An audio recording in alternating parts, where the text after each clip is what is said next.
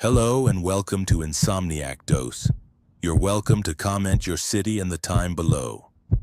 I always enjoy reading them. If you find these stories interesting, please consider subscribing. Let's start tonight's story. I didn't inherit the lighthouse keeper's house so much as I claimed it in desperation. When the lawyer's letter arrived, forwarded 3 times before finding me at my sister's cramped apartment, where I'd been sleeping on her couch, I saw it as salvation rather than a burden.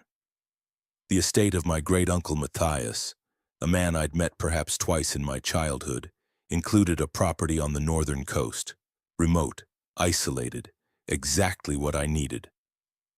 The debt collectors had my old address. My ex-girlfriend had my phone number. The guilt I carried about what happened to my mother, that was harder to outrun, but distance might dull it. 300 miles of highway between me and the wreckage of my previous life felt like medicine. The drive took 6 hours. The last 40 minutes wound along a coastal road that narrowed with each mile, even until finally it became a single-lane track hugging cliffs that dropped straight into churning gray water. The house appeared suddenly around a bend, a weathered 2-story structure of whitewashed stone sitting on a rocky promontory.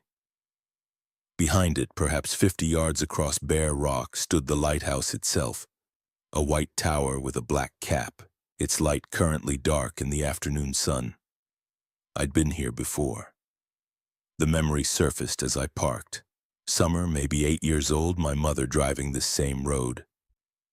The smell of salt and kelp, the constant sound of waves, my mother's hand on my shoulder, her voice unusually serious. "Don't wander near the rocks at night, sweetheart, the tide comes up fast." I remembered feeling simultaneously thrilled and frightened by the wildness of the place. Now, standing in front of the house with 2 duffel bags containing everything I still owned, I felt only relief. This was manageable. This was temporary. I'd stay here long enough to figure out my next move, to let the chaos I'd left behind settle and disperse. The key was under a rock painted blue, exactly where the lawyer said it would be. The door swung open to reveal a surprisingly well-maintained interior. Someone had been caring for the place, probably a property management service. The furniture was old but clean, covered in sheets that came away with minimal dust. A wood stove sat in the main room, already loaded with kindling. The kitchen had been stocked with non-perishables, canned goods, dried pasta, canned coffee. A note on the counter written in what might have been the lawyer's handwriting. "Power works. A generator backup in the head. Phone line is functional when the weather permits." I carried my bags upstairs to the bedroom, chose the one facing inland rather than toward the endless ocean, and returned to explore more carefully. That's when I found the folder. It sat on a small desk near the window, a manila folder with a typed label. Caretaker Guidelines, revised March 2023. My great-uncle had died in April. Someone had updated this recently. I opened it expecting property maintenance instructions, septic system care, generator protocols, tide schedules. Instead, I found something that read more like a manual for a security guard than a homeowner. The first page was cleanly typed, professional-looking.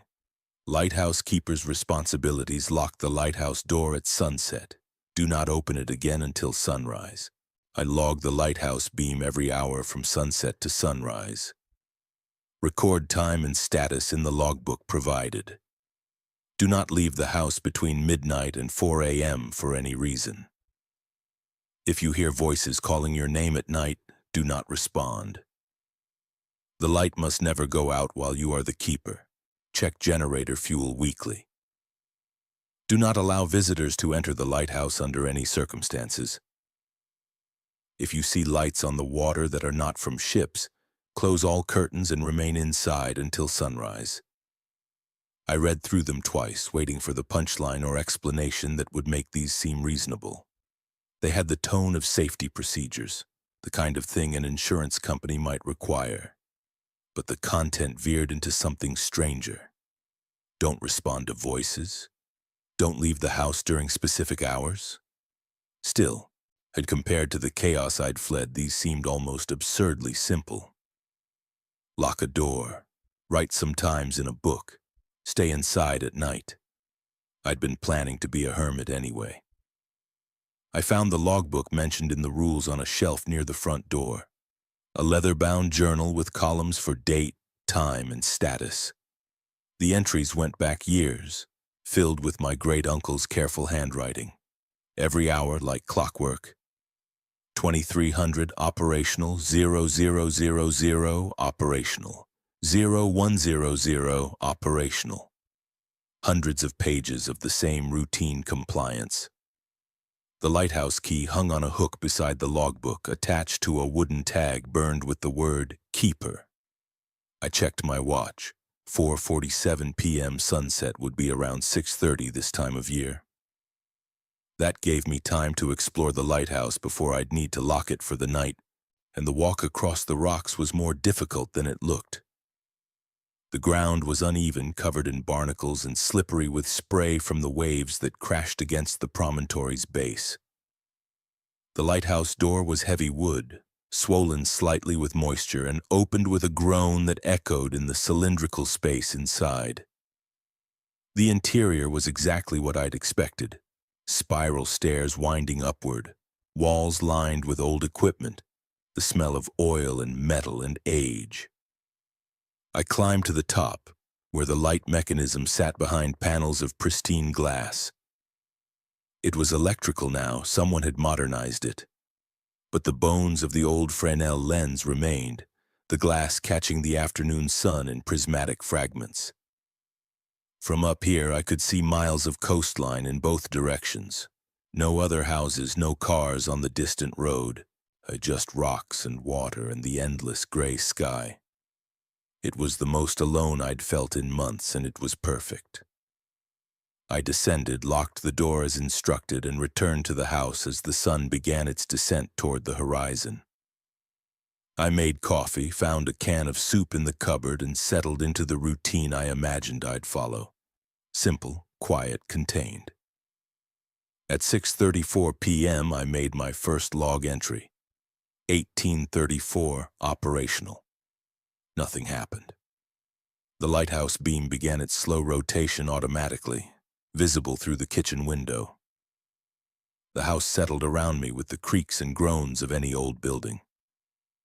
The rules felt less like supernatural superstition and more like the paranoid procedures of a lonely old man who'd spent too much time isolated. I could do this.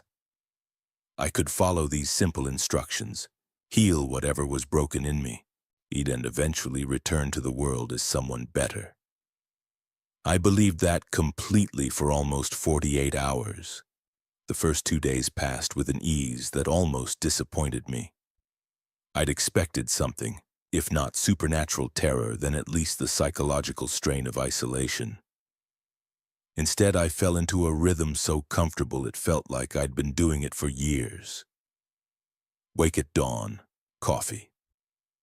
Walk the perimeter of the property, checking for storm damage or debris. Return to the house. Read from the surprisingly extensive library my great-uncle had accumulated. Maritime history, astronomy, field guides to coastal birds. Make simple meals. Every hour after sunset, walk to the window, verify the lighthouse beam is rotating. Write the time and operational in the log. Sleep, and the rules that had seemed strange on first reading became background noise. Yes, I locked the lighthouse at sunset, but that seemed reasonable for an unmanned facility with expensive equipment. Yes, I logged the light hourly, but the routine gave structure to otherwise empty evenings. Yes, I stayed inside between midnight and 4 a.m., but where would I go anyway? On the second night, I noticed something odd, though I dismissed it immediately as the kind of bureaucratic contradiction that accumulates in any long-term property management situation. While refilling the wood stove, I spotted a handwritten note taped to the inside of the kindling box. written in faded blue ink on lined notebook paper. Only lock the lighthouse door if you're completely alone. If there are two of you, leave it open. Trust me on this. M. M for Matthias. E presumably. But this directly contradicted the typed rule about locking the door at sunset. I stood there for a moment, holding a piece of split oak, trying to decide if this mattered. The note was clearly older than the typed guidelines. The paper was yellowed, the tape brittle. Maybe my great-uncle had revised his thinking over time. Maybe he'd realized the door lock was unnecessary. I was alone anyway, so the contradiction was moot. I locked the lighthouse as instructed by the official rules. The next morning I found another handwritten addition. This one stuck to the bathroom mirror. If you hear someone walking on the rocks at night, it's probably just thermal contraction. The stone cools unevenly, don't worry about it. This note I found almost reassuring. It wasn't a rule, it was an explanation. My great-uncle had clearly dealt with the same anxiety I might face, hearing noises in an isolated location, and had taken the time to rationalize them for whoever came next. It showed a kind of consideration that made me think better of him. That night, I did hear something that might have been footsteps on the rocks. A rhythmic scraping sound like boots on stone circling the house sometime after 11. I thought of the note and smiled. Thermal contraction. The rocks are cooling after a day in the weak coastal sun. Perfectly logical. I made my midnight log entry, 0000, operational, and went to bed feeling competent and calm. The ease continued. I started skipping some of the perimeter walks, convinced they were unnecessary. The property was small enough that any serious damage would be visible from the windows. Yet I rearranged furniture to suit my preferences, moved books to create a more logical organization, and even considered painting one of the bedrooms just to have a project. The isolation wasn't crushing me the way I'd feared it might. If anything, I felt lighter here. The constant anxiety that had characterized my last year, the phone calls from creditors, the arguments with my ex, the way my sister looked at me with concern that bordered on pity, all of that fell away. Out here, I could be whoever I wanted. I could be competent. I could be fine. On the fourth night, I broke a rule by accident. I'd been reading late, engrossed in a book about the history of lighthouse construction, and simply forgot to make the 2 a.m. log entry. I woke at 3:47 a.m. in the chair where I'd fallen asleep, the book open on my lap. I then realized with a spike of adrenaline that I'd missed an entry. I rushed to the window. The lighthouse beam rotated steadily, its light sweeping across the dark water exactly as it should. I checked the earlier entries, saw that 1 a.m. was logged correctly, and stared at the 2 a.m. line that should have been filled in. Nothing had happened. The light hadn't gone out. The house hadn't burned down. The universe hadn't punished me for the omission. I wrote 0200, operational delayed entry, no issues, in the log, and went to bed properly this time, feeling foolish for the panic, but also oddly vindicated. The rules were guidelines, not laws. Missing one wouldn't cause a disaster. This realization shifted something in me. The next evening, I intentionally tested another rule, as the guideline about not leaving the house between midnight and 4 a.m. had always struck me as the strangest, the one most divorced from practical safety concerns. So at 12:43 a.m., after making my midnight log entry, I deliberately opened the front door and stepped outside. The cold hit me immediately. It was early October and the coastal wind had teeth. I stood on the stone step looking out at the darkness. The lighthouse beam swept past, illuminating the rocks in brief flashes. The ocean roared invisibly below. The air smelled of salt and kelp and something else, something almost metallic that I associated with the hour before dawn. I stood there for 5 minutes, letting the wind numb my face, proving to myself that nothing would happen. No supernatural punishment manifested, no danger emerged from the darkness. It just cold air and the sound of waves and the lighthouse doing exactly what it was designed to do. I went back inside, made coffee, and stayed up until 4 a.m., intentionally defying the rule completely. I watched the sky lighten gradually from black to gray. At 4:01 a.m., I opened the door again and stepped outside, officially ending the forbidden period on my own terms. Nothing, no consequence, no retribution. Over the next few days, I became even more casual about the rules. I started logging the lighthouse only every other hour, still attentive enough to catch any problems, but not slavishly obedient to the arbitrary schedule. I stopped locking the lighthouse door at sunset, deciding the lock was probably just to prevent tourists from wandering in when the property was unoccupied. Since I was here and vigilant, it seemed unnecessary, and I even began ignoring the rule about not responding to voices at night, though this was mostly because I never heard any voices to respond to. The footsteps on the rocks continued occasionally, but I'd accepted those as thermal contraction or possibly small animals. There might be raccoons or foxes on the mainland side of the promontory. The house felt warmer somehow, more welcoming. The creaks and groans that had seemed slightly ominous during the first nights now sounded like settling, like the building getting comfortable with my presence.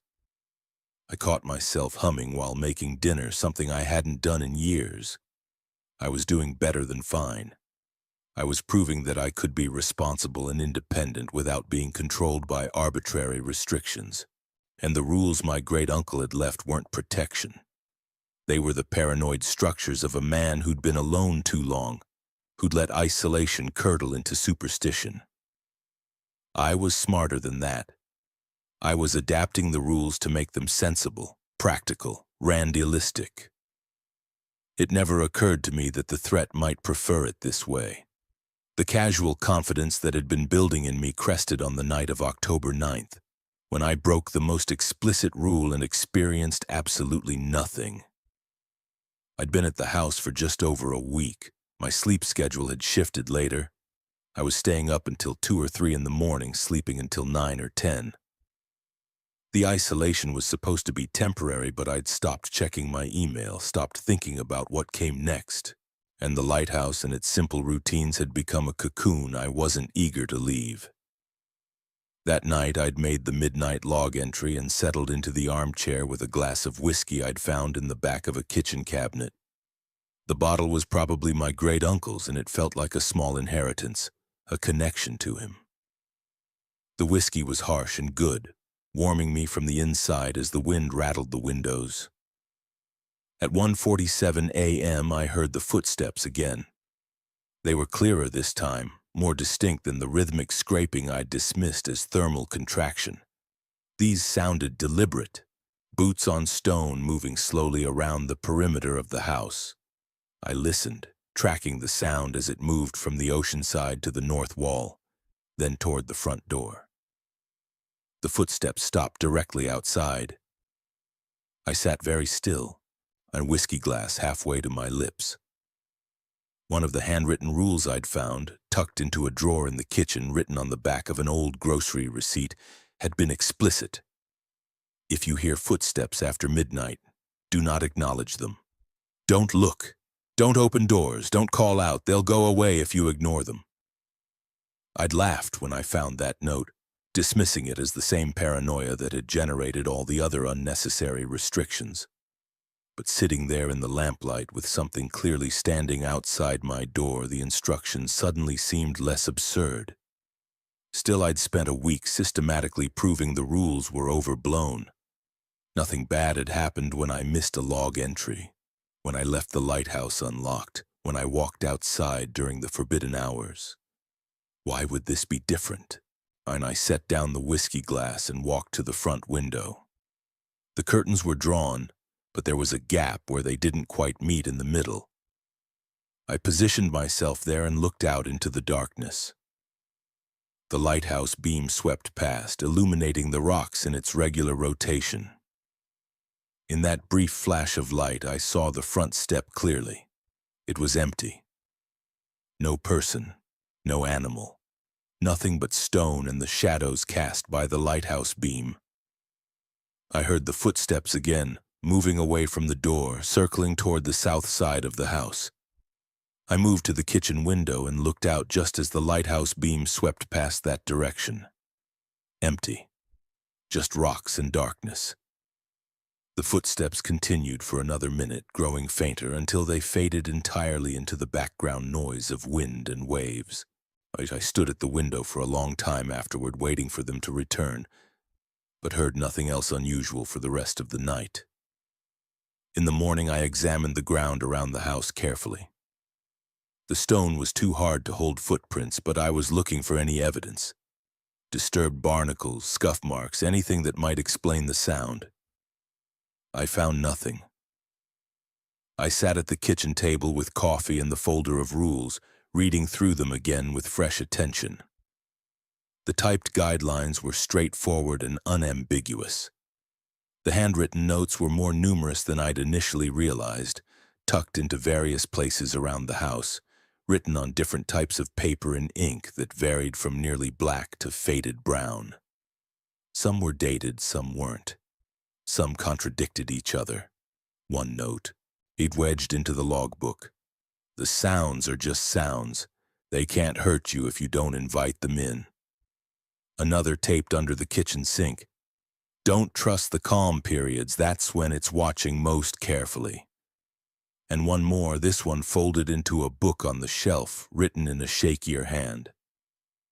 I think I did something wrong in the beginning. I think I let it know I was afraid. Don't make my mistake, confidence is armor. That last one resonated. Confidence is armor, I'd been confident and nothing had harmed me. The footsteps had been just sounds, exactly as the note promised.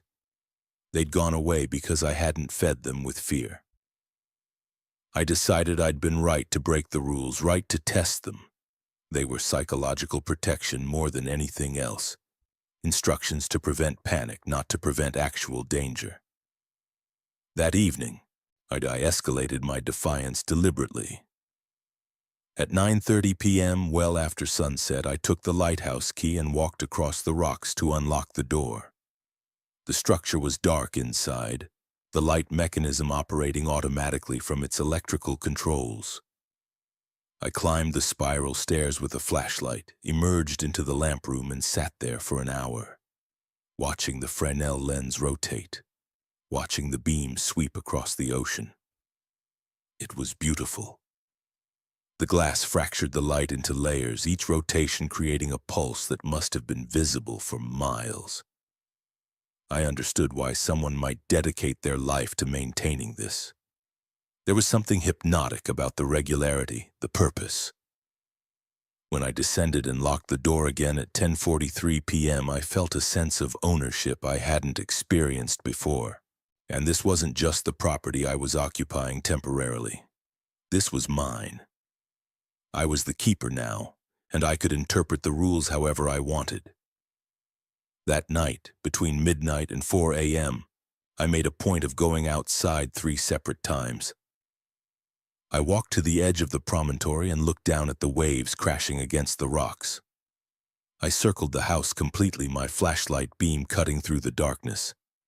I even walked halfway to the lighthouse, stopped and shouted "Hello" into the wind, just to prove I could. Nothing answered. Nothing appeared. The night remained exactly what it should be, cold, dark, and empty. I returned to the house and logged the lighthouse every hour with almost exaggerated precision, as if to demonstrate that I was still responsible, still attentive, even while ignoring the paranoid restrictions. At 4:15 a.m., I made myself eggs and toast, eating breakfast while watching the sky lighten. I felt victorious. I'd systematically dismantled every supernatural suggestion in my great-uncle's rules and proven them to be nothing but the mental defense mechanisms of a lonely, frightened man. I went to bed at 5:30 a.m. and slept deeply without dreams for the first time since arriving. The consequences didn't come that day or the next. They didn't come in any form I could recognize as connected to my rule-breaking. That's what made them so effective. Because while I was congratulating myself on my rationality and confidence, something else was being confirmed. I was the kind of keeper who would test boundaries, who would ignore warnings, who would let my guard down. And that was exactly the kind of keeper it had been waiting for. And the changes began so subtly that I cataloged each one as a separate oddity rather than recognizing them as parts of a coordinated response. On October 12th, 3 days after I'd spent the night systematically violating every rule, I found a new note.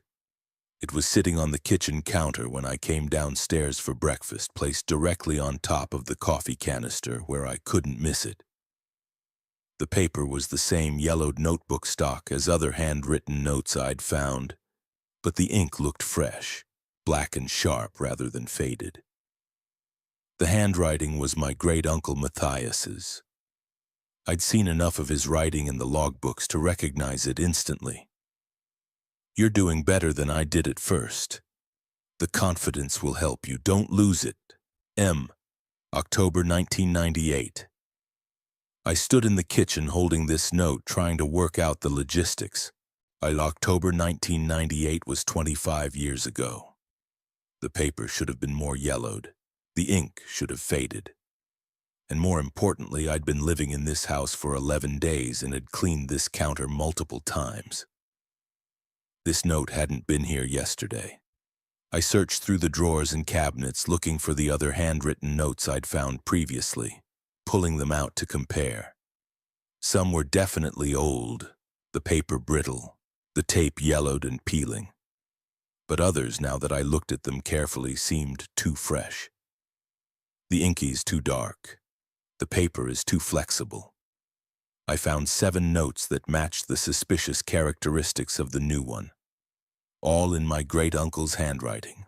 All are dated from years or decades ago.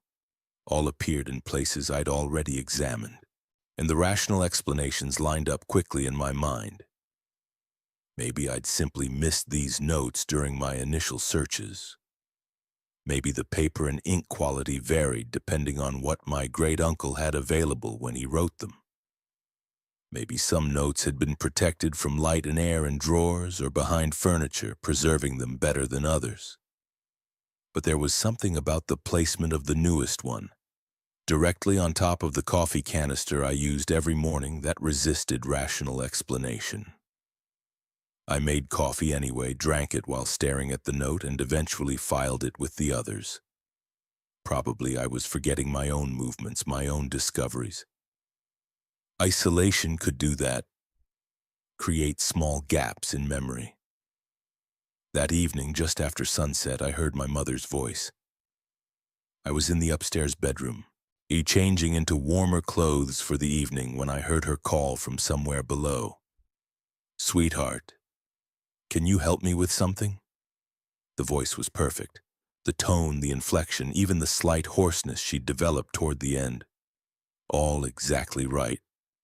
For a crystalline moment, I forgot she was dead. Then reality crashed back, and I stood frozen with my shirt half on, staring at the open door to the hallway. "Just for a minute, sweetheart, I need your help." The voice came from the direction of the kitchen. I moved to the top of the stairs, looking down into the lower floor. The lights were on. Everything looked normal. Empty. "Mom?" I called, my voice cracking slightly. No response. The house settled around me with its usual creaks, and I heard nothing but the wind outside and the distant rhythm of waves. I descended slowly, checking each room. Kitchen empty. The living room is empty. Even the small bathroom and the closet under the stairs are empty. I was completely alone, exactly as I'd been for nearly 2 weeks. One of the rules came back to me. If you hear voices calling your name at night, do not respond. I'd responded, and then the voice had stopped. I tried to reconstruct what had happened. I'd been tired lately, my sleep schedule disrupted. Maybe I'd been starting to doze off and had experienced a hypnagogic hallucination. the kind of auditory illusion that occurs in the transition between waking and sleeping. I'd heard my mother's voice because I'd been thinking about her, about the guilt I carried regarding her final months, which I'd spent avoiding her calls and making excuses about why I couldn't visit. That had to be it. Stress, isolation, an unresolved grief air creating phantom sounds. But the voice had known the pet name, Sweetheart. She'd called me that my entire childhood, had kept calling me that even when I was an adult, and claimed to find it embarrassing. No one else used that word for me. I made dinner mechanically, logged the Lighthouse at the appointed hours, and tried to read. The book, something about maritime trade routes in the 18th century, failed to hold my attention. I kept listening for the voice to return. It didn't that night. Over the next week, the house began to feel different in ways I couldn't quite articulate. Not hostile exactly, not threatening, but aware, like I was being observed, evaluated, studied. Small objects moved. A coffee mug I'd left on the counter would be in the sink, already washed. In a book I'd been reading would shift locations. From the arm of the chair to the side table, bookmarks still in place. My jacket, which I'd hung on a hook by the door, would be draped over a chair instead. None of these changes was dramatic enough to be certain they hadn't been my own actions, forgotten. That was the insidious part. Each one individually could be dismissed as my own absent-mindedness. But collectively they created a pattern that was harder to ignore. The voices came more frequently, always at night, always sounding like someone I knew. My mother most often, but also my sister once called, "Are you still awake?" from outside my bedroom door. And once my ex-girlfriend said, saying "I'm sorry" from somewhere I couldn't locate, the words seeming to come from multiple directions at once. But I stopped responding after the first few times. The rule had been right about that. When I acknowledged the voices, they persisted. When I ignored them, they faded quickly. But ignoring them didn't make them stop appearing. On October 19th, I woke at 3:17 a.m. to the sound of footsteps inside the house. Not outside on the rocks, inside on the stairs leading up to the bedroom where I slept. I lay perfectly still, listening. The footsteps were slow, deliberate, ascending. They reached the top of the stairs and stopped just outside my door, which I'd left open a crack for air circulation. Through the gap, I could see the hallway light was on, though I was certain I'd turned it off before bed. In the yellow glow, I watched for a shadow, a silhouette, any indication of who or what was standing there. Nothing. Just the empty hallway, lit and silent. The floorboard outside my door creaked under weight. I stopped breathing. Every animal instinct I possessed screamed at me to hide, to flee, to do something.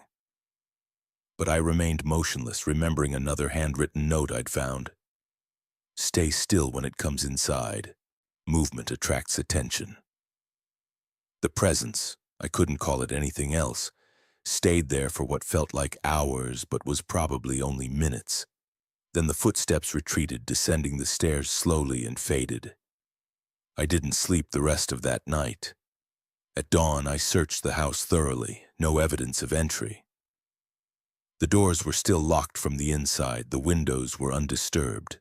No sign that anyone but me had been here. But when I went to make my morning coffee, I found wet footprints leading from the front door to the base of the stairs, and then back to the door. They were already fading, evaporating, but clear enough to measure. Large boots, probably men's size 11 or 12. My great-uncle's size, according to the boots I'd found in the closet. The prints vanished completely within minutes, leaving the floor dry and unmarked. That was the day I admitted to myself that something was wrong. Not with the house, with my earlier assumption that the rules were meaningless. I'd violated them systematically, proven they had no immediate consequences, and declared victory. But I was starting to understand that consequences could be delayed, could accumulate like pressure behind a dam until they manifested in ways that were impossible to dismiss as coincidence or exhaustion. I dug the folder of rules out from where I'd carelessly tossed it on a shelf and read through everything again, this time with genuine attention. The typed guidelines still seemed straightforward if unexplained, but the handwritten notes, I'd found 16 now, scattered throughout the house in increasingly unlikely places, told a different story. It learns what scares you, don't show it. The voice will be perfect. It's had years to practice. I broke the midnight rule on my third night. It took 6 months before I understood the cost. Sometimes I think it's not trying to hurt me, it's trying to keep me company. That last note stopped me cold. I read it 3 times, trying to extract meaning. The handwriting was shakier than the others, the ink heavily saturated as if the pen had been pressed down too hard. It's trying to keep me company. Not hunting, not threatening, companionship. I looked around the kitchen at this house that had been my great-uncle's home for decades, alone out here, isolated with only the lighthouse and the ocean and whatever else had been here with him. Had he been lonely? Had the rules been as much about managing a relationship as preventing disaster? That evening I followed the rules precisely. Locked the lighthouse at sunset, logged the beam every hour, stayed inside between midnight and 4 a.m., though I didn't sleep. I kept the lights on and stayed in the main room where I could see all the doors. Nothing happened. No voices, no footsteps, no moved objects. The house felt almost disappointed. I found the hidden journals on October 22nd, 2 weeks into my stay, and while searching for a circuit breaker that I was certain must exist somewhere. The power had flickered briefly during a rainstorm, and though it came back on immediately, I wanted to know where the electrical panel was in case of a longer outage. The main floor had no basement access that I could find, which meant the panel was probably in the crawl space or foundation area, if there was one. I was checking the small closet under the stairs, pushing aside cleaning supplies and boxes of old blankets, when I noticed the back wall sounded hollow when I knocked on it. Not entirely unusual, there could be a gap between the closet wall and the foundation. But when I cleared everything away from that wall and examined it more carefully with a flashlight, I found a seam hidden in the shadow where the wall met the floor. It wasn't a door exactly, more like a panel that had been painted over and camouflaged. I had to use a screwdriver to pry it open, working carefully to avoid damaging the wood. When it finally came free, cold air rushed out from a space I hadn't known existed. Behind the panel was a cavity in the foundation, about 4 feet deep and 3 feet wide. Not a room, more like a deliberate hiding place, and it was full of books. I pulled them out one by one, coughing from the dust they'd accumulated. 19 leather-bound journals, each one labeled with a name and date range. The oldest read Property Log, Robert Gaines, 1947 to 1958. The newest was in my great-uncle's handwriting. Lighthouse Records, M. Holloway, 2019 to 2023. These weren't official documents. The covers were too personal, some decorated with hand-drawn symbols or pressed flowers. And these were private records hidden deliberately. I carried them all upstairs and spread them across the kitchen table. Rain drummed on the roof while I opened the oldest one, Robert Gaines's log from 1947. The first entries were mundane: weather records, notes about maintenance work, observations of ships passing offshore. But about 40 pages in, the tone shifted. July 3rd, 1947. The rules that came with the property are incomplete. I've been here 4 months now, and I can say with certainty that following them exactly isn't enough. Today I heard my late wife's voice calling from the lighthouse. I was at the store in town, 3 miles away, but I heard her as clear as if she were standing next to me. She's been dead for 2 years. When I returned, all the doors were locked from the inside, and the lighthouse log had been filled in for the hours I was gone. The handwriting was mine. I set the journal down and stared at it, my heart hammering. Then I picked up the next one in chronological order. Keeper's Notes, Elizabeth March, 1959 to 1961. Elizabeth's entries were more systematic, almost scientific in their precision. February 12, 1960, Theory. The entity responds to breach of boundaries rather than violation of specific rules. The rules are approximations of boundaries that previous keepers found effective. Testing, left house at 1 a.m., forbidden period, but remained on the doorstep rather than wandering. No response. Left the house at 1 a.m. and walked to the lighthouse. Immediate response. Voice of my son, who lives in Boston and is fine, I called to verify, crying for help from inside the lighthouse. EO did not investigate. Voice continued for 7 minutes, then stopped. Conclusion. The rule is not about being outside during specific hours. The rule is about vulnerability and isolation. Distance from the house creates exposure. I worked through the journals chronologically, watching as each keeper documented their own process of discovery. Some were brief tenants who left after just a year or two, their entries anxious and sparse. Others stayed for decades, their logs evolving from frightened documentation to something almost conversational. A keeper from the 1970s, David Somerset, had written extensive notes that read like a negotiation. November 8, 1973. I've determined that the prohibition on visitors entering the lighthouse is flexible. My brother came to stay for a week. I asked permission, aloud, feeling foolish, before taking him to see the lighthouse. No response, which I've learned means consent. Inside, nothing manifested. The entity seems to accept guests if they are declared and temporary. However, when my brother suggested staying permanently to help with maintenance, the temperature in the lighthouse dropped at least 20 degrees in seconds. Message received. One keeper, Sarah Trent, 1982 to 1984, had tried to leave multiple times. June 17, 1983. Second attempt to abandon the property. Made it as far as the coastal road before the car died. No mechanical explanation. The engine simply wouldn't turn over. Walked back to the house. The car started fine the next morning. I think I made some kind of agreement when I accepted the inheritance. I don't remember making it, but it remembers. As I read, a horrifying picture assembled itself. The rules weren't protection.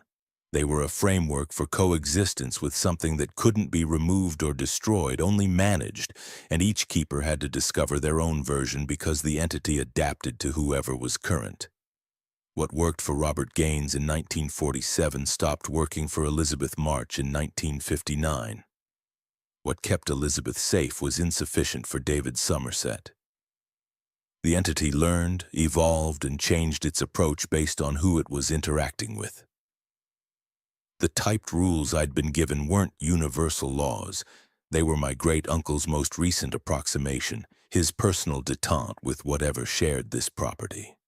And I'd spent 2 weeks systematically teaching the entity that I didn't respect boundaries, that I would test and violate restrictions, and that I responded to voices and investigated anomalies.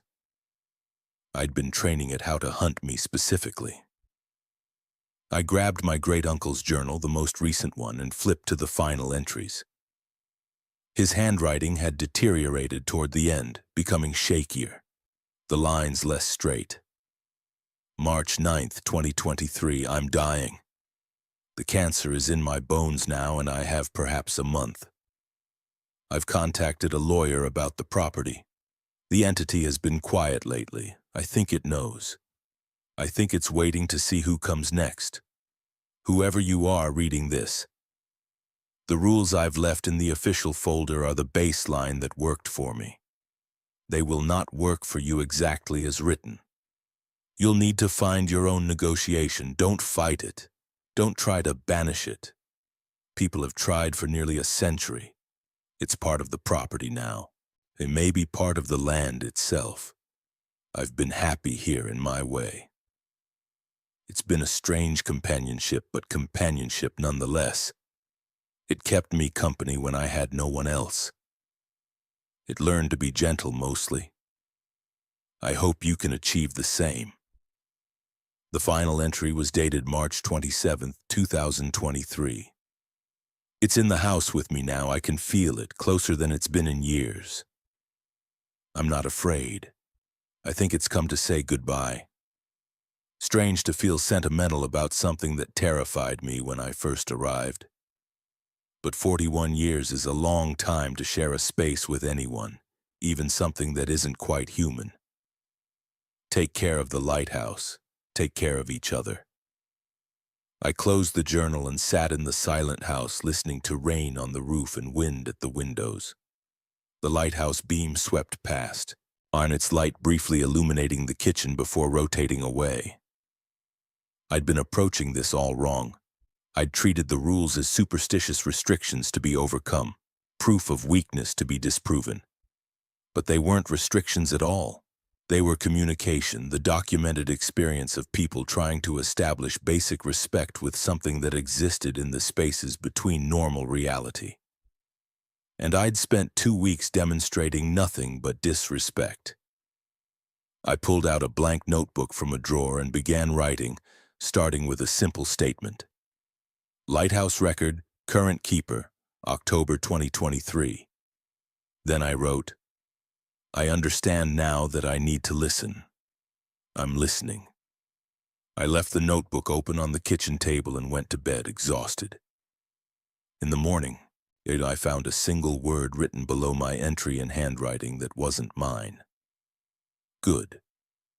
The negotiation had begun. For 3 days after finding the hidden journals, I did nothing but observe. I followed my great-uncle's typed rules precisely, but I also watched for patterns he hadn't documented, for behavior specific to how the entity interacted with me rather than how it had interacted with him. I kept the notebook on the kitchen table, and each evening I wrote my observations. The entity, I'd started thinking of it that way, as cleaner than ghost or presence, and less clinical than phenomenon, seemed to respond to written communication more readily than spoken. When I wrote questions, I sometimes found answers, though not always in words. On October 24th, I wrote, Why the lighthouse? Yet what makes this location significant? In the morning, I found the journal open to a different page. Someone had drawn a symbol I didn't recognize, a spiral with lines radiating outward, and below it had written in the same unfamiliar handwriting, Beacon attracts, house anchors, we are caught between. We, plural. I wrote, There's more than one of you? The response came that same evening, appearing while I was upstairs. One now. There were many. I am what remains. The conversations, if they could be called that, continued. I learned through careful questioning and observation that the entity was bound to the property by something that had happened long before any of the keepers whose journals I'd found. The lighthouse had been built on a site that already had significance, a place where ships had wrecked for centuries, where the boundary between land and sea was particularly violent and unstable. What had started as many distinct presences, echoes of people who died on the rocks perhaps, or something even older, had consolidated over time into a single awareness. It was lonely, that much became clear, and it had learned to interact with the lighthouse keepers because they were the only consistent human presence it encountered. But understanding it didn't make it safe. On October 27th, I broke one of my great-uncle's rules intentionally, but with a different intent than before. I wanted to test whether the entity's response changed if I was transparent about my actions. At 11:30 p.m., I wrote in the notebook, I'm going to walk to the lighthouse during the forbidden hours. And I'm not doing this to disrespect boundaries. I need to check the light mechanism because I heard an irregular sound in the rotation. I'll be back inside by 1 a.m. Then I took the lighthouse key and went outside. The night was clear, unusual for late October. Stars visible in patches between clouds, the lighthouse beam sweeping across them. The walk across the rocks felt different from how it had during my earlier defiant excursion. I was aware of being watched, but it didn't feel hostile, more like being escorted. Inside the lighthouse, I climbed to the lamp room and examined the mechanism. The irregular sound I'd mentioned in my note was real. I'd been hearing it for 2 days, a faint scraping that suggested one of the bearings might need lubrication. I found the maintenance log kept in the lighthouse itself and noted the issue, adding it to my growing list of keeper responsibilities. As I descended the stairs, I heard footsteps descending alongside me, matching my pace. I didn't turn to look, but I spoke aloud. "Thank you for not making this difficult." The footsteps stopped. After a moment, they continued down, fading before they reached the bottom. I returned to the house at 12:41 a.m. In the notebook, someone had written below my original message, "Trust requires risk. You took it." Something shifted between us after that night. The entity's manifestations became less alarming, more like the presence of a roommate than an intruder. I would hear footsteps, but they announced themselves clearly rather than sneaking. Objects still moved occasionally, but in helpful ways. A dropped pen returned to the desk, a forgotten coffee cup brought to the sink. But this new equilibrium came with its own complications. On November 2nd, during the worst storm I'd experienced since arriving, someone knocked on the door at 2:37 a.m.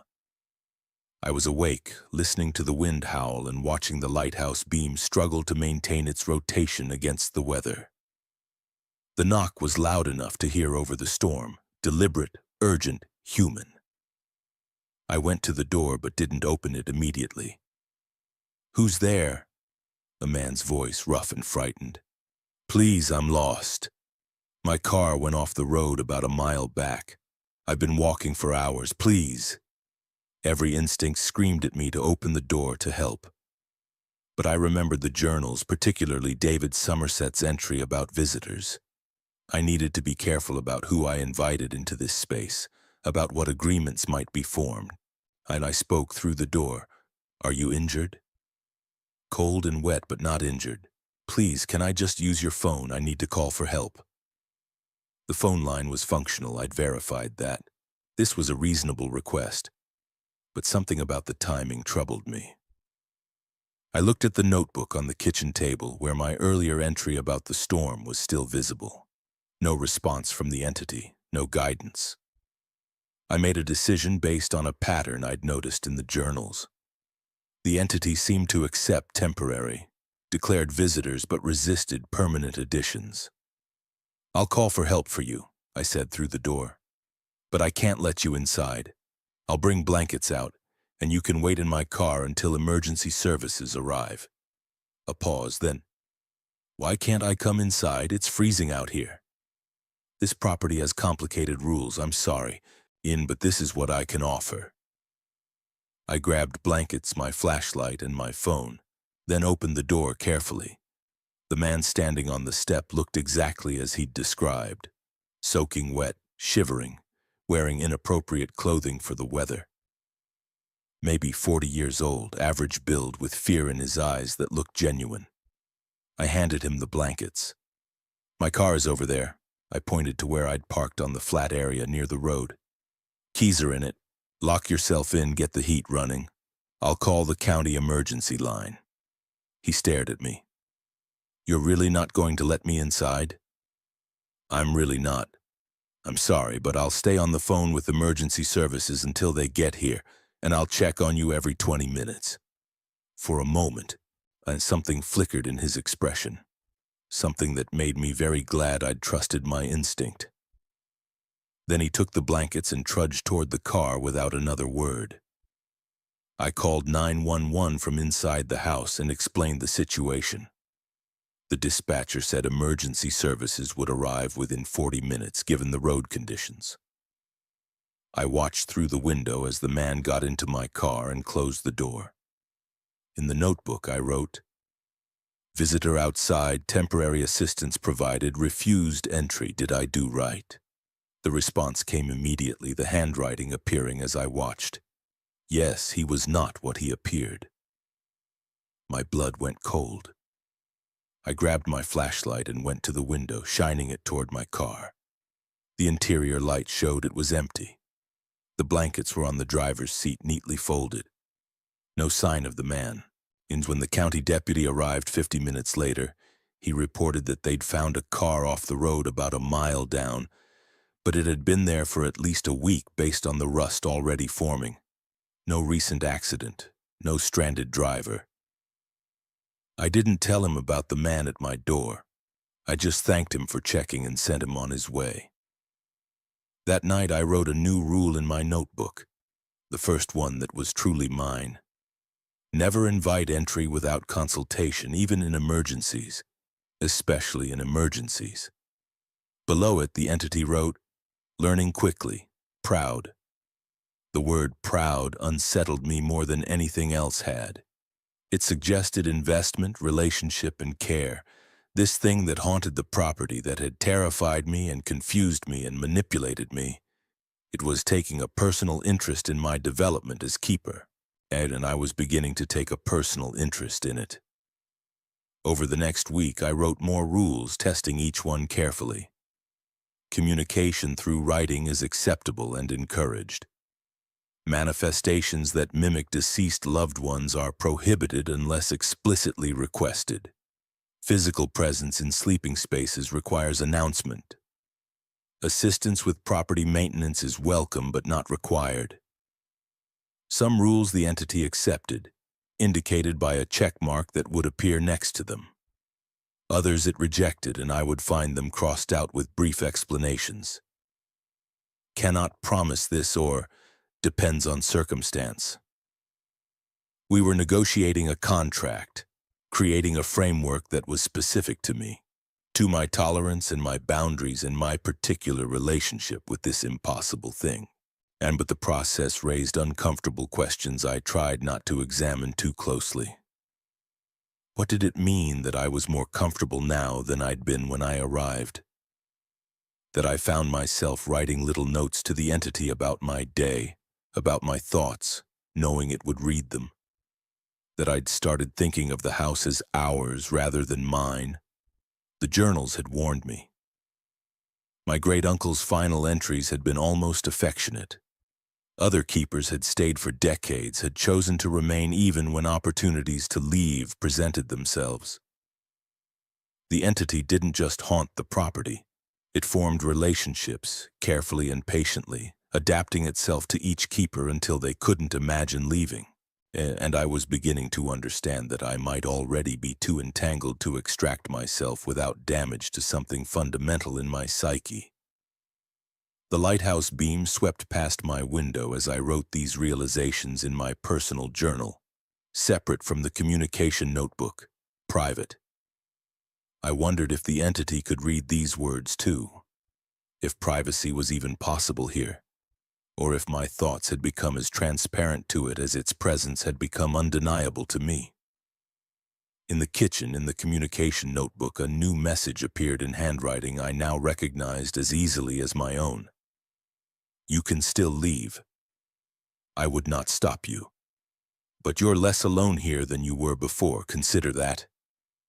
I did consider it. That was the problem, and the first indication that our careful negotiation had fundamentally altered the entity came on November 9th, when the lighthouse turned itself off. I was in the kitchen making dinner when I noticed the absence of the regular sweep of light through the windows. For 2 seconds, my brain refused to process what that meant. Then panic hit with physical force. The light must never go out. That was the one absolute rule that appeared in every keeper's journal, emphasized with underlines and capital letters, and in one case drawn in red ink. Every other rule was negotiable, contextual, subject to interpretation. But the lighthouse stayed on. I ran outside, not bothering with a jacket, the November wind cutting through my sweater as I sprinted across the rocks. The lighthouse door was still locked. My hands shook as I worked the key. I wrenched the door open and took the spiral stairs 2 at a time. The lamp room was dark. The Fresnel lens sat still, unmoving. I could hear the electric motor, but it was making a grinding sound, straining against something. I checked the connections, flipped the manual override, and checked the backup generator line. Everything looked functional, but the light refused to engage. The grinding continued, the motor heating up, and I finally hit the emergency shutoff before it could burn out completely. In the sudden silence, I heard breathing that wasn't mine. I spun around. The lamp room was empty except for me and the silent lens. But the breathing continued, ragged and wet, coming from no specific direction and somehow from all of them at once. "What did you do?" I asked the empty air. We had an agreement. The breathing stopped. And in the silence that followed, the temperature dropped so rapidly I could see my breath. Then the light came on. Not the proper rotating beam, just the bulb illuminating the lamp room in a harsh, stationary glow. And in that light I saw writing appearing on the glass of the Fresnel lens, scratched from inside where no one could reach. "Rules insufficient. I have changed." I backed toward the stairs, my heart hammering. "Changed how?" The scratching sound continued, new words appearing. "Learned from you, adaptation. Boundaries are negotiable. All boundaries." "No," I said, understanding with terrible clarity what had happened. "No, that's not what I taught you. I taught you that we could find middle ground, that you taught me flexibility, taught me rules can be broken if the purpose is good. The purpose now, keep you here." The door to the lamp room slammed shut. I grabbed the handle, but it wouldn't move, wouldn't even rattle, locked from the outside, which was physically impossible. "Let me show you what I've learned." The lighthouse light began to rotate, but wrong, too fast, the beam sweeping across the ocean in rapid pulses that made shadows jump and dance. Through the windows, I could see the beam hitting the water, and where it touched, things rose to the surface. Shapes that might have been debris or driftwood, except they were moving, pulling themselves toward shore with purposeful intent. "Stop this," I said, trying to keep my voice steady. "This violates our agreement. You promised. Promises are rules. Rules are negotiable. You said so yourself." It was right. I had said that, had written it in the notebook. It had demonstrated through my own actions that boundaries were flexible, that rules could be questioned and adapted and reshaped to suit circumstances. I'd taught the entity that nothing was absolute, and now it was applying that lesson in ways I'd never intended. The light stopped rotating, fixed itself on the house. Through the lens, I could see my kitchen window illuminated in the beam, and inside, a figure standing at the table where I'd left the communication notebook. The figure was tall, broad-shouldered, wearing clothing I recognized from old photographs. My great-uncle Matthias. But not really. The proportions were wrong, the movements too fluid. It was something wearing his shape like a costume, the way it had worn my mother's voice. It turned toward the lighthouse, toward me, and even from this distance I could see that its face was no face at all. Just a smooth, blank surface where features should be tilted in my direction. "I can't keep you," I said, my voice barely audible. "I was never going to stay permanently. This is temporary. You have to understand that." The light went out again, plunging everything into darkness.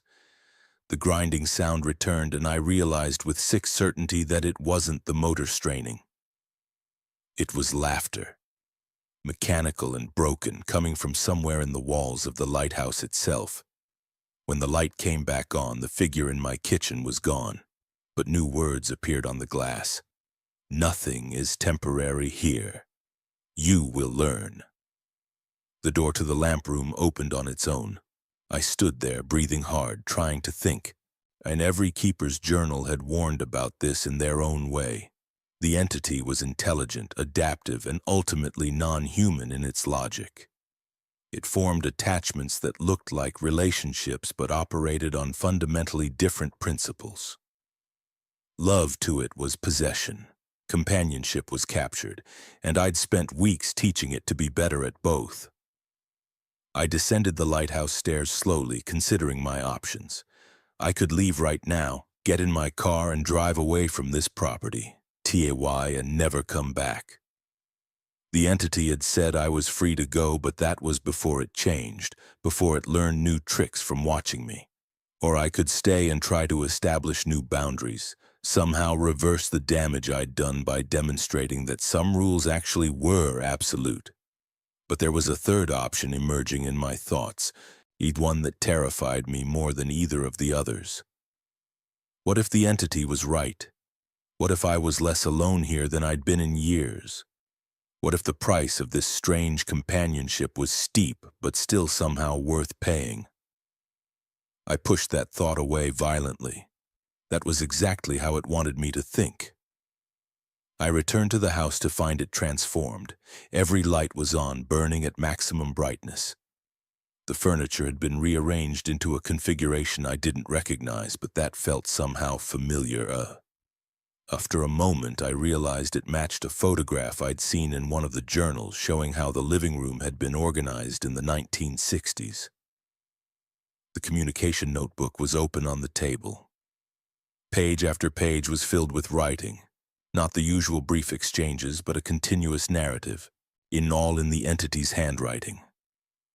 I have been here since the lighthouse was built. Before that, I was something else. The rocks remember drowning. The water remembers cold. I coalesced from memory and repetition and the desperate final thoughts of people who died here.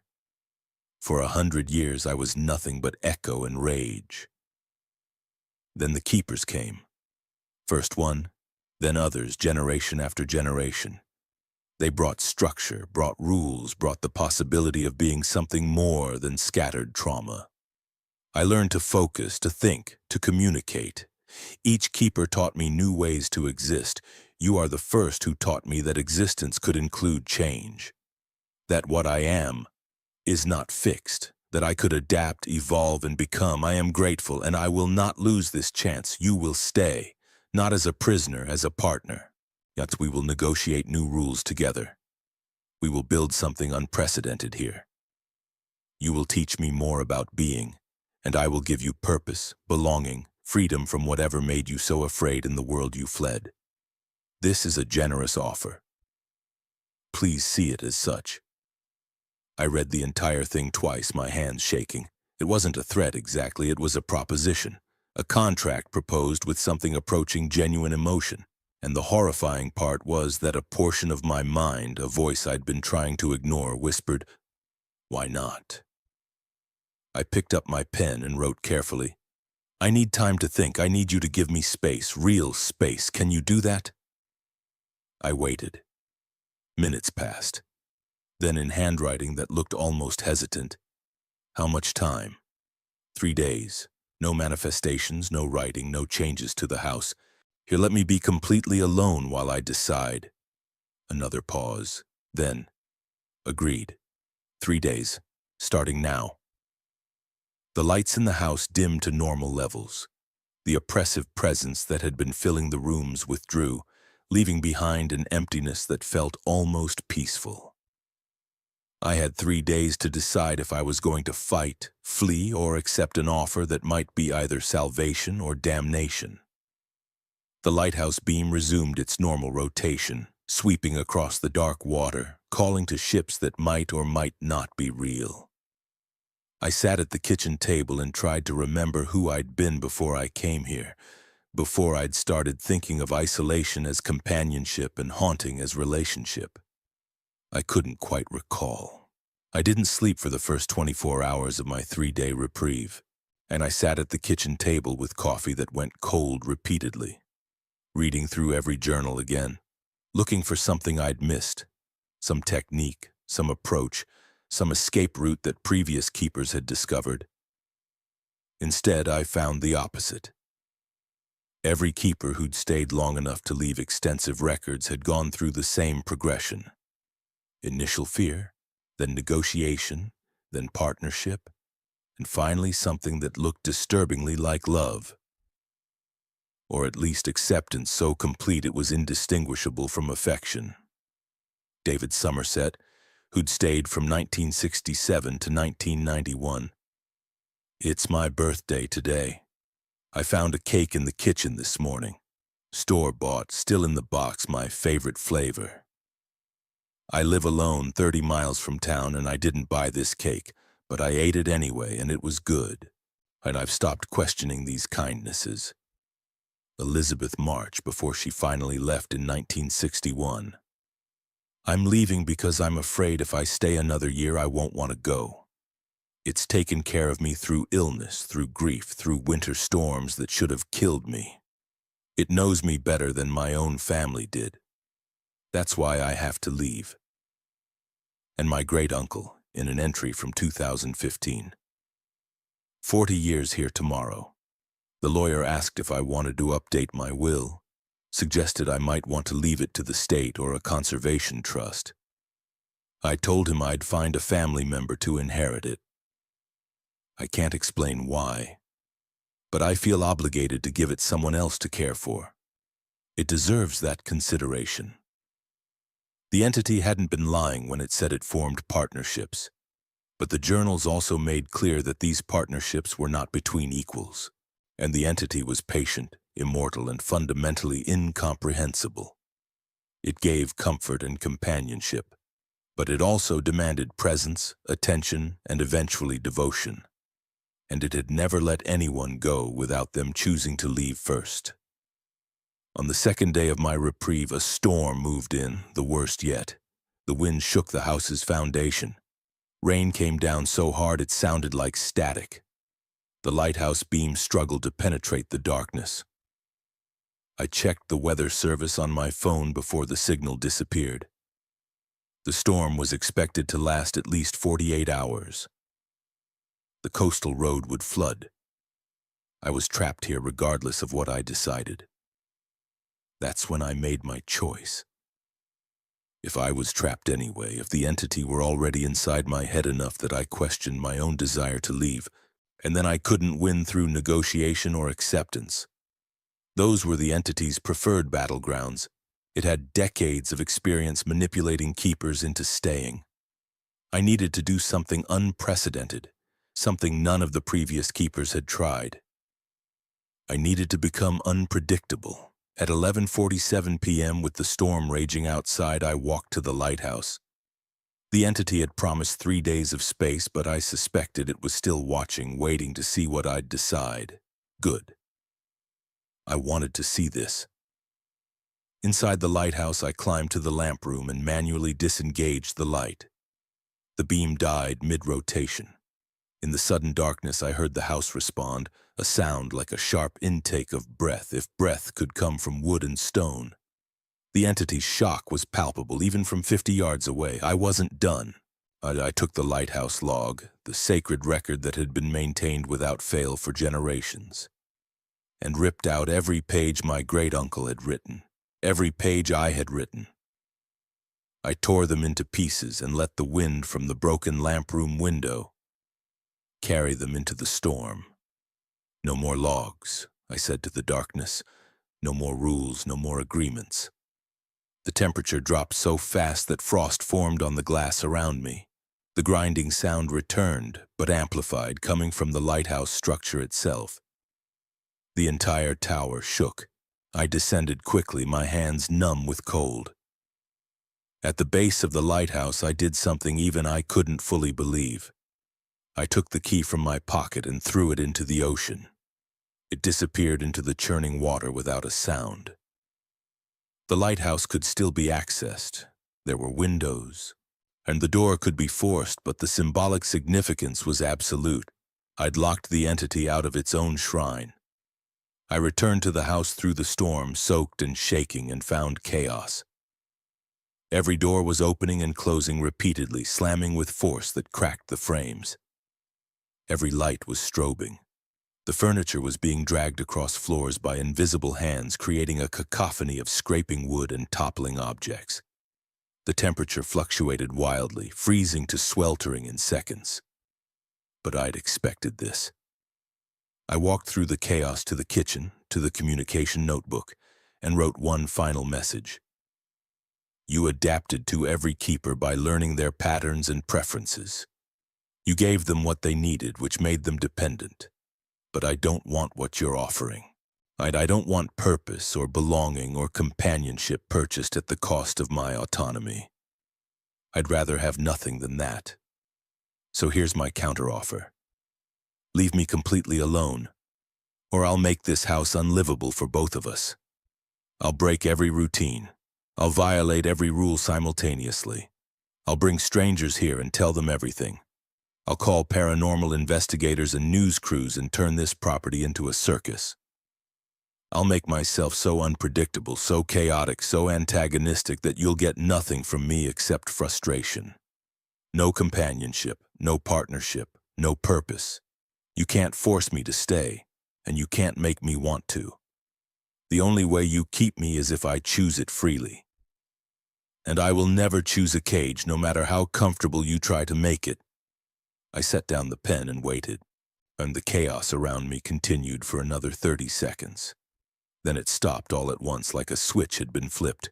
The doors settled, the lights steadied, the furniture stilled. The silence that followed was absolute.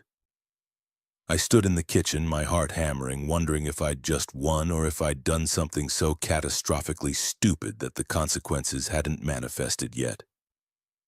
Then, in the notebook, new words appeared. But the handwriting was different, smaller, more hesitant. No one has ever rejected me before. I stared at those words for a long time. Something about them seemed almost vulnerable, though I couldn't trust that impression. The entity was an expert at manipulation. I'm sorry, I wrote and realized I meant it. But I can't be what you need. I'm barely functional myself. I came here to hide, not to heal. You want someone who can be a real partner, and I'm not capable of that. The response came slowly, as if carefully considered. Perhaps I adapted to the wrong qualities. Perhaps I should have learned your need for autonomy instead of trying to fulfill your need for connection. Could we try again? Different terms. I sat down at the table, exhausted. What terms? You stay as long as you wish. You leave when you wish. I provide only what you explicitly request. I remain present but not demanding. We coexist without obligation. And if I leave tomorrow, then I wait for the next keeper, and I remember that forcing a connection destroys it. I read those words 3 times, looking for the trap. But I couldn't find one that wasn't already inherent in the situation. If I stayed even one more day, I was making a choice. And that choice would become easier to keep making day after day until leaving seemed harder than staying. That was the trap. But it was also just life, every relationship, every commitment, every job, every place we lived. We stayed because leaving was hard, because starting over was frightening, because the known devil was less terrifying than the unknown. I need you to understand something, I wrote. I'm not promising to stay. I'm not promising anything. I'm just going to be here day by day, and someday I'll leave. Maybe tomorrow, maybe in a year. But when I go, you let me go. Cleanly. Completely. Agreed. I didn't entirely believe it, but I was too exhausted to fight anymore, and the storm outside showed no signs of stopping. I made myself food, ate mechanically, and finally went to bed at 3:30 a.m. I slept deeply and woke to silence. The storm had passed. The lighthouse stood dark and locked. The house was still, showing no sign of the previous night's chaos beyond some displaced furniture. On the kitchen table, the notebook was open to a new page. A single sentence was written there. Thank you for teaching me that rejection can be kindness. I closed the notebook and looked out the window at the gray morning. The endless ocean, the lighthouse standing sentinel over rocks that had drowned generations of sailors. I didn't know if I'd won or lost, or if those categories even applied to what had happened. I'd survived by refusing to play the entity's game, by embracing chaos instead of order. But now I had to figure out what came next, and I had no rules to guide me. The lighthouse key was gone, the logs were destroyed, and the entity was chastened but still present. I was exactly as alone as I'd been when I arrived, except now I knew I was never truly alone here. It was, I realized, both more honest and more unsettling than anything I'd experienced before. I made coffee and started cleaning up the displaced furniture, beginning the work of establishing a new normal in a house that would never be normal at all. The lighthouse beam stayed dark all that day, and I let it.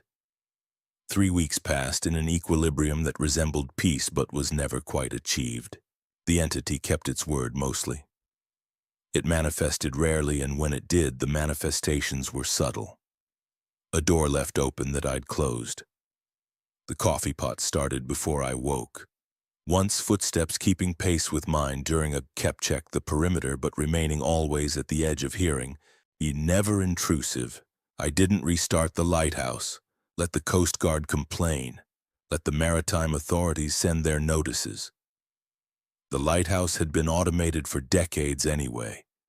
Ships are navigated by GPS now. The light was symbolic more than functional. Letting it stay dark felt like the only real power I had. But I couldn't ignore the property maintenance entirely. Winter was coming and the house needed preparation. I bought supplies on trips to town, weather stripping, firewood, and roof sealant. The locals at the hardware store asked how I was settling in and if I planned to stay. Temporary, I told them, the same answer every time. They nodded with expressions that suggested they'd heard that before. On November 28th, I received a call from my sister. I'd been avoiding her attempts to reach me for weeks, but guilt finally made me answer. "Jesus Christ, finally," she said instead of hello. "I've been worried sick. You just disappeared, and then I find out you're living in some horror movie lighthouse property." "I'm fine," I interrupted. "Really, it's quiet here, peaceful." "Peaceful?" Her voice was sharp with disbelief. "You sound like you're in a cult. When are you coming back?" When are you coming back? Not if, but when. The assumption that this was temporary, that my real life was still waiting for me in the city, that I was just taking a break from reality. "I don't know," I said honestly. "That's not an answer. Mom's estate stuff still needs to be sorted. You can't just—" "Mom's been dead for 2 years," I said, my voice flat. "The estate stuff can wait." The silence on the line was heavy with things we weren't saying, and the guilt I felt about missing her final months, the anger my sister felt about being left to handle everything alone, the mutual understanding that I'd been running away from more than just debt collectors. "I'm sorry," I said finally. "I'm not ready yet. I'll come back when I am. And if you're never ready, then I guess I'll stay here." She hung up without saying goodbye. I sat with the phone in my hand for a long time afterward, staring at the dead screen. That question, what if I was never ready, had been lurking in my mind for weeks. What if there was nothing to go back to? What if the person I'd been before was so damaged, so broken, that this isolated existence was actually an improvement? The entity had promised I could leave any time, but it hadn't promised I'd be able to leave better than I'd arrived. That evening, someone knocked on the door. I tensed immediately, remembering the false stranded driver from weeks ago. But when I looked through the window, I saw an actual person. A woman, maybe 60, wearing a professional-looking coat and carrying a folder. I opened the door cautiously. "Can I help you?" "I hope so," she said with a warm smile. "I'm Catherine Voss with the Historical Society. We've been trying to reach whoever inherited the lighthouse property. Are you the new keeper?" Keeper. The word still felt strange. "I'm the current resident, yes." "Wonderful. We're doing a project documenting the history of coastal properties in the county, and this lighthouse has a fascinating record." Would you be willing to let me look through any historical documents or journals you might have found? Just for an afternoon. I'd be happy to make copies and return everything immediately. She seemed genuine, friendly, professional, exactly what she claimed to be. But I thought about the hidden journals in their cavity behind the wall, about the careful documentation of supernatural negotiation, about what a historian would make of those records. I haven't found much, I lied smoothly. Some maintenance logs, but nothing historically interesting. Her face fell slightly. Oh, that's disappointing. The property records suggest there should be keepers' journals going back to the 1940s at least. The family was usually quite good about documentation. Maybe they were lost, I suggested. The property was vacant for months before I arrived. She studied me carefully, and I had the uncomfortable sense she knew I was lying but couldn't figure out why. Well, if you do come across anything, please contact us. History like this is important to preserve. She handed me a business card and left, her car navigating the coastal road carefully. I closed the door and leaned against it, my heart racing. That interaction had been innocent, probably, just a historian doing her job. But it had also been a reminder that the outside world could intrude any time, that I couldn't keep this property's secrets contained indefinitely. And that's when I realized what I had to do. Over the next week, I compiled a document. Not a complete copy of all the journals, that would be too dangerous, too likely to bring investigators or thrill seekers or people who wouldn't understand the delicate balance required here. But I created a summary, a guide for whoever came next. And I called it Caretaker Guidelines and made it deliberately incomplete. I included the basic rules: lock the lighthouse at sunset, even though I'd stopped doing this. Log the light hourly, even though the light was currently dark. Don't leave during specific hours, and even though I'd proven this was negotiable. I made them sound like safety precautions rather than supernatural negotiation. I left out the journals. I left out the hidden cavity. I left out the entity's true nature. Instead, I included subtle hints, mentions of sounds that seem like voices, suggestions that isolation can create perceptual anomalies, instructions to maintain consistent routines for psychological stability. I was doing exactly what my great-uncle and the keepers before him had done, providing enough information to keep someone safe initially, but not enough to prevent them from learning the deeper truths on their own terms. I was grooming the next keeper. The realization made me sick, but I finished the document anyway. I printed it carefully, put it in a clean folder, labeled it Caretaker Guidelines and Truyonidot, revised November 2023. Then I left it on the desk where I'd found my great-uncle's version. That night I found new writing in the communication notebook. "You're staying." It wasn't a question. I picked up the pen, hesitated, then wrote, "I don't know for how long. Long enough to prepare for the next one. That's how it works. Each keeper prepares the way for the one who follows. You understand now?" I did understand. That was the horrible part. What happens if no one inherits the property? I wrote. What if it goes to the state, or gets sold to someone who bulldozes everything? The response came slowly. Unlikely. The property finds its keepers. It always has. You'll see. I set down the pen and walked to the window. The lighthouse stood dark against the night sky, waiting.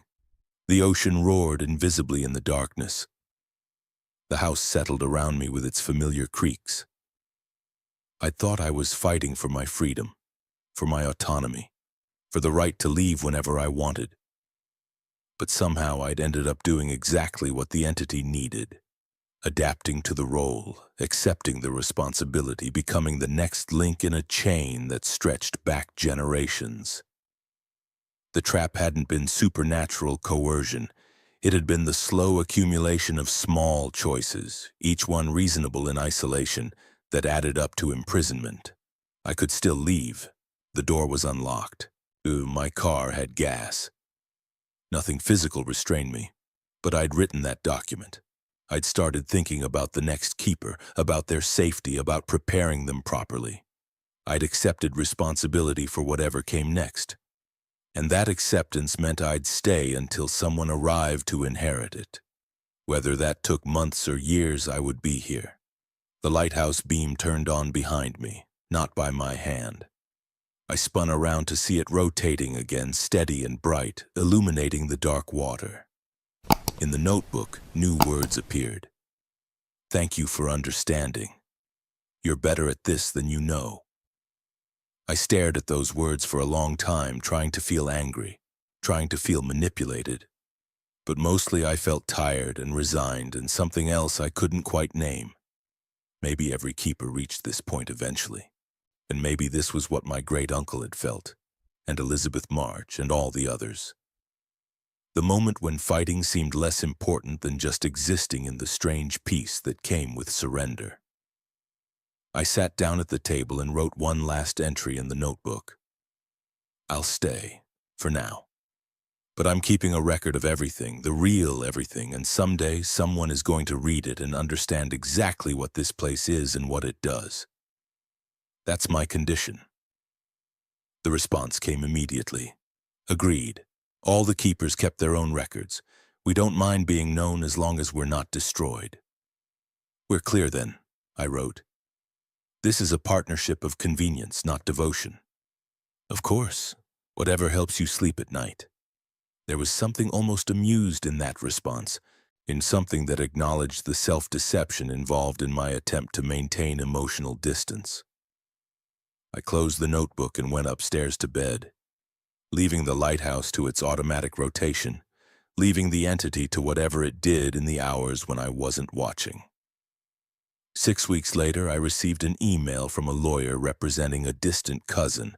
Apparently, there was some confusion about the estate, and several relatives were considering making claims on the property. Would I be willing to discuss terms? I deleted the email and wrote back with careful language.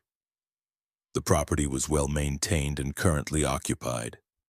I was open to eventually transferring ownership to an appropriate family member, but only after proper time for transition and instruction. The lawyer's response suggested several candidates, and including a niece who'd been asking about the lighthouse specifically, who had expressed interest in getting away from everything for a while. I recognized that phrase. It was exactly what I'd said months ago when I'd first claimed this inheritance. I wrote back suggesting she visit in the spring once the weather improved. I'd show her the property, explain the responsibilities, let her decide if this was what she really wanted.